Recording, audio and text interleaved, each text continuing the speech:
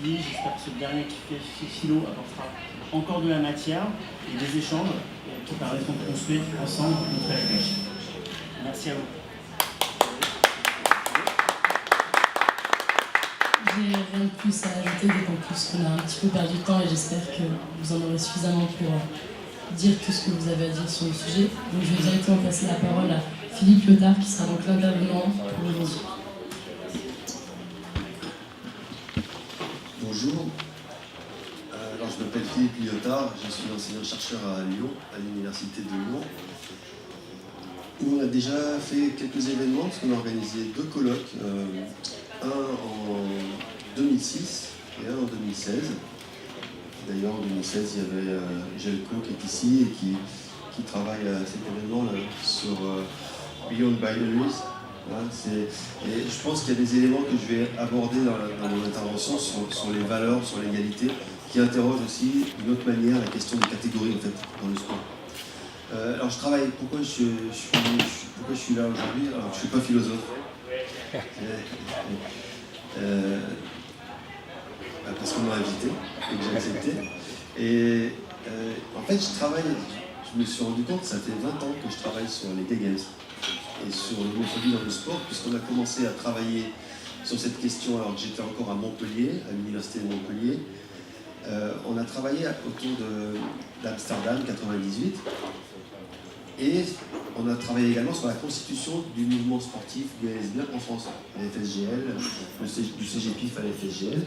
Et on a, en fait, à l'époque, on avait émis une hypothèse qui était que, à la question que tout le monde posait, pourquoi y a-t-il des gay games sur le sport gay et lesbien alors qu'il existe un mouvement sportif fédéral, ordinaire, structurant de la pratique? Pourquoi les gays, les lesbiennes, pourquoi cette communauté plurielle constitue-t-elle ses propres lieux de pratique? Donc, la question c'est le pourquoi.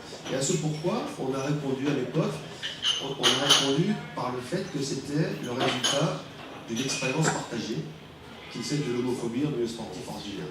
Ce n'est pas la seule hypothèse, mais c'était une hypothèse assez forte, le fait de partager cette expérience à tous les niveaux. Ça peut être au niveau scolaire déjà, ça peut être dans les clubs ordinaires. Au bout d'un certain temps, on n'est plus vraiment à l'aise quand on entend régulièrement des blagues, de l'humour homophobe, etc.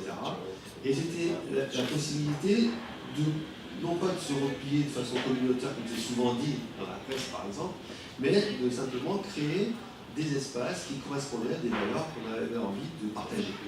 Voilà. Donc, ça fait 20 ans. En 20 ans, il y a eu pas mal de choses. D'ailleurs, les Jeux sont arrivés à Paris. Il y a 20 ans, c'était pas gagné du tout. Imaginez des Jeux à Paris. Et donc là, j'interviens sur le sport, levier d'accessibilité et d'égalité. Évidemment, je vais être amené à faire référence aux Gay Games par rapport à ce qu'ils peuvent donner comme levier, justement. En quoi ça apporte quelque chose en matière d'accessibilité et d'égalité. Mais je vais plutôt discuter des valeurs du sport, en fait. Parce qu'on est dans un café de philo, donc je vais être plutôt sur la question des valeurs, sur la question de l'éthique. En posant un certain nombre de questions, auxquelles je vais essayer de répondre, mais ce sont des pistes.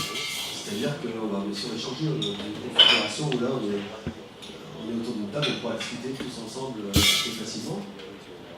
La première question que je pose, d'abord, c'est de quel sport on parle? De quel sport on parle? Quand on parle de sport, on a tous un modèle.